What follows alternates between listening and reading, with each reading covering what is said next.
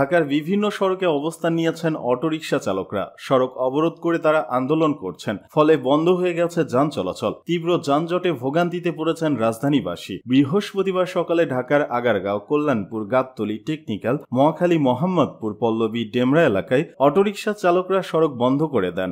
বনানী থানার officer in charge OC Mohammad Rasel বলেন, সকাল থেকে ব্যাটারি চালিত রিকশা চালকরা মহাখালী এলাকায় অবস্থান নিয়েছেন। অবস্থান নিয়ে তারা রেল ক্রসিং সহ বিভিন্ন রাস্তায় অবরোধ করেছেন। ঘটনাস্থলে আমরা আছি, পরিস্থিতি নিয়ন্ত্রণে আনার চেষ্টা করছি। ট্রাফিক মিরপুর বিভাগের অতিরিক্ত উপ police commissioner ADC Yasina Ferdous বলেন, আজ সকাল থেকে রাজধানীর আগারগাঁও, কল্যাণপুর ও পল্লবীতে রাস্তায় নেমে আন্দোলন করছেন ব্যাটারি চালিত রিকশা চালকরা। আমরা জানতে পেরেছি সেখান থেকে তারা মিরপুর 10 নম্বরে একত্রিত হয়ে আন্দোলন করবে। মোহাম্মদপুর থানার ভারপ্রাপ্ত কর্মকর্তা ওসি আলী ইফতেখার হাসান জানান, সকাল 10টার দিকে মোহাম্মদপুরের 3 রাস্তা মোড়ে ব্যাটারি চালিত রিকশা চালকরা সড়ক অবরোধ করেন। এতে করে তীব্র যানজটের সৃষ্টি হয়েছে।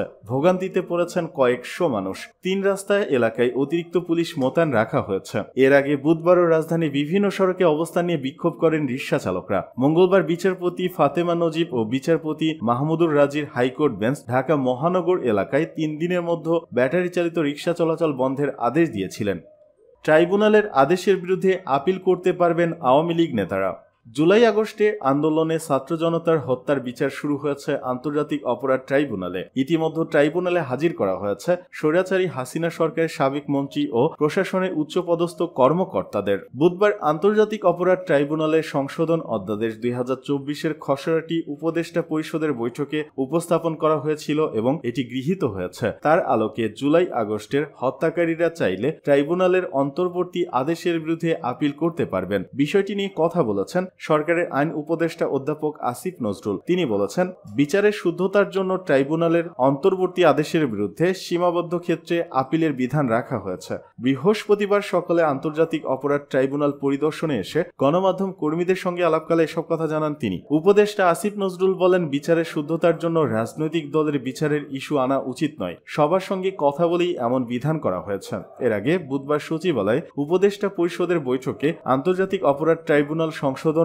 আইন 2024-এর খসড়ার অনুমোদন দেওয়া হয়। বৈঠকে সংগঠন বা রাজনৈতিক দলের বিরুদ্ধে শাস্তিমূলক ব্যবস্থা নেওয়ার সুপারিশের বিধান রাখার প্রস্তাবটি বাদ দেওয়া হয়। তবে আন্তর্জাতিক অপরাধ ট্রাইব্যুনাল সংশোধন আইন 2024-এর খসড়ায় আদালত যদি মনে করেন রাজনৈতিক দলের বিরুদ্ধে প্রয়োজনীয় শাস্তিমূলক ব্যবস্থা নেওয়ার জন্য কনসার্ন অথরিটি বা সংশ্লিষ্ট কর্তৃপক্ষের কাছে সুপারিশ করতে পারেন বলেও উল্লেখ করা হয়েছে।